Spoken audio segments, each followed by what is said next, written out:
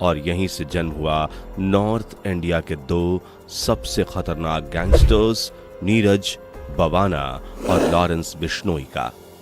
अपने पावर से दिल्ली एनसीआर को हिलाने वाले गैंगस्टर्स आज एक दूसरे के खून के प्यासे हैं, लेकिन इनकी दुश्मनी के बारे में बहुत कम लोग जानते हैं। तो आइए जानते हैं इंडिया के इन टॉप मोस्ट डेंजरस गैंगस्टर्स की असली कहानी, जो किसी फिल्मी स्टोरी से कम नहीं है। साथ इस वीडियो के लास्ट तक आप यह भी जानेंगे कि आखिर दोनों में सबसे ज्यादा खूंखार और खतरनाक कौन है। दोस्तों, 5 अगस्त 1988 को दिल्ली के उत्तर पश्चिम जिले में जन्मा नीरज शेरावत बचपन से ही बदमाशी का शौक रखता था। नीरज के पिता प्रेम सिंह शेरावत एक डीटीडीसी बस कंडक्टर थे और अपने बेटे को पुलिस बनाना चाहते थे, लेकिन नीरज को तब तक पावर का चस्का लग चुका था। छोटी सी उम्र में ही मार पिटाई और गुंडागर्दी का शौक रखने वाले नीरज शेरावत 18 साल की उम्र तक अफीम का आदी हो चुका था। रंगदारी, लूट और अपहरण में उसके नाम आने शुरू हो गए थे, लेकिन जब हाफ मर्डर में उसका नाम दिल्ली पुलिस की लिस्ट में आया तो नीरज घर से फरार हो गया और बवाना गांव का होने की वजह से नीरज शेरावत ने अपना नाम बदलकर नीरज बवाना रख लिया। इधर पुलिस नीरज को बवाना गांव में खोज रही थी, लेकिन तब तक नीरज दिल्ली के कुख्यात अपराधियों के संपर्क में आ चुका था। अब जमीन कब्जा, लूट और गैर कानूनी हथियारों का सौदा नीरज बवाना का मुख्य उद्देश्य और पेशा बन चुका था। वो दिल्ली के बड़े बड़े लोगों को धमकाकर पैसे वसूलने लगा। इसी बीच नीरज बवाना की टक्कर दिल्ली के एक दूसरे गैंग से हुई, जो उन दिनों उसी की तरह दिल्ली एनसीआर में काफी एक्टिव हो रही थी, और उस गैंग का नाम था लॉरेंस बिश्नोई गैंग। 22 फरवरी 1992 को पंजाब के फजिल्का में एक पुलिस कांस्टेबल के घर जन्मे लॉरेंस बिश्नोई ने बस एक गलती की वजह से जुर्म की राह पकड़ ली। दरअसल बात तब की है जब फजिल्का से अपनी पढ़ाई पूरी करने के बाद लॉरेंस ने चंडीगढ़ के डीएवी कॉलेज में एडमिशन लिया, जहां उसने चुनाव लड़ने के लिए एक संगठन बनाया जिसका नाम student organisation of Punjab university था। इसके बाद उसने छात्र संघ का चुनाव लड़ा और हार गया। हार से बौखलाए लॉरेंस ने एक पिस्तौल खरीदी और चुनाव जीतने वाली पार्टी के पास गया।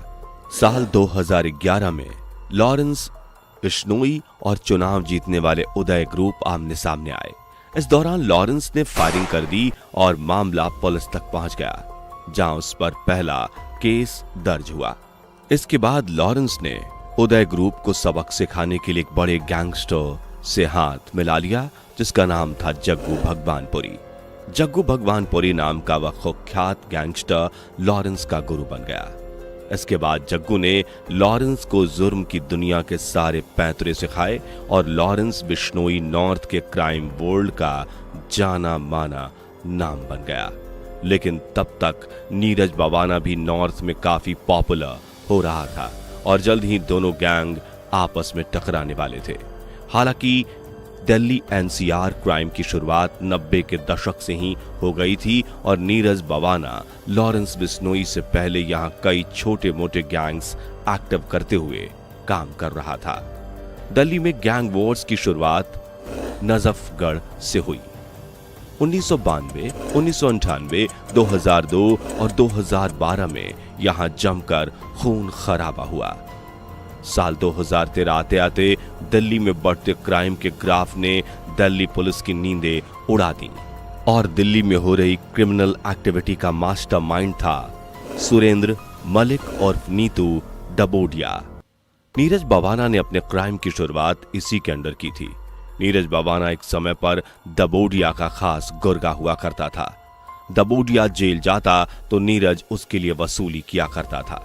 बाद में महत्वाकांक्षा बढ़ी तो नीरज ने डबोडिया को पैसा देना बंद कर दिया और अपना अलग गैंग बना लिया। इस बात से गुस्साए डबोडिया ने नीरज के करीबी अजय उर्फ सोनू दादा की हत्या करवा दी। इसके बाद डबोडिया और बवाना गैंग में गैंग वॉर शुरू हो गई।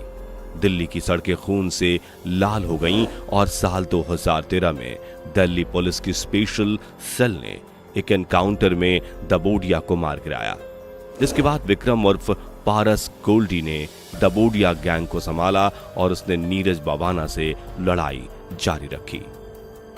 इस तरह अपराध का काला अध्याय नीरज की कुंडली से जुड़ता रहा। हत्या की साजिश, एक्सटॉर्शन, जमीनी कब्जा और अवैध हथियारों की तस्करी समेत बवाना पर 50 से ज्यादा केस दर्ज हो चुके थे।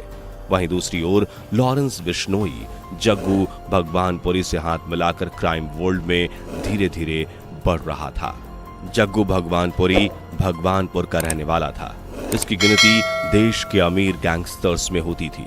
अपने पावर से पंजाब की पॉलिटिक्स को प्रभावित करने वाला जग्गू भगवानपुरी विदेशों तक पहुंच रखता था, लेकिन पंजाब पुलिस की एक कार्रवाई के दौरान जग्गू भगवानपुरी को गिरफ्तार कर लिया गया और उसके वहां से पूरे 2 करोड़ के हथियार बरामद हुए। जग्गू को दिल्ली के तिहाड़ जेल में बंद किया गया, जिसके बाद जग्गू ने लॉरेंस बिश्नोई को क्राइम जगत की हर बारीकियां सिखा दी थी और अब लॉरेंस जग्गू का काम संभालने लगा। इसके बाद लॉरेंस कुछ दूसरे गैंगस्टर्स से जुड़ा और बहुत जल्द ही उसने अपने पावर से पैसे बनाने शुरू कर दिए। लॉरेंस बिश्नोई ने एक्सटॉर्शन को अपना मेन धंधा बनाया, जिसमें नेटवर्क को उसने सबसे पहले नॉर्थ इंडिया में फैलाया और धीरे धीरे उसने पूरे इंडिया समेत कनाडा तक अपने बिजनेस को सेट किया। इस बीच Lawrence Bishnoi Canada based gangster Satinder Singh और गोल्डी बरार के संपर्क में आया और यहीं से शुरू हुई नीरज बवाना और लॉरेंस बिश्नोई की दुश्मनी की कहानी। बात साल 2012 की है, जब नरेला के एमएलए सत्येंद्र राणा से 50 लाख का एक्सटॉर्शन मांगने के जुर्म में नीरज बवाना को गिरफ्तार कर लिया गया, लेकिन बहुत ही जल्द नीरज बवाना पुलिस को चकमा देकर भाग गया। साल 2014 में नीरज ने अपने करीबी सोनू दादा की हत्या में शामिल संदीप तातेसा की हत्या कर दी। इसके बाद रानी बाग इलाके में नीरज के साथियों ने दबोडिया गैंग के प्रदीप, दाहिया और अनिल को भी मार डाला। दबोडिया का साथी आशु हलालपुरी भी इसी गिरोह के हाथों मारा गया और इस काम के लिए उसने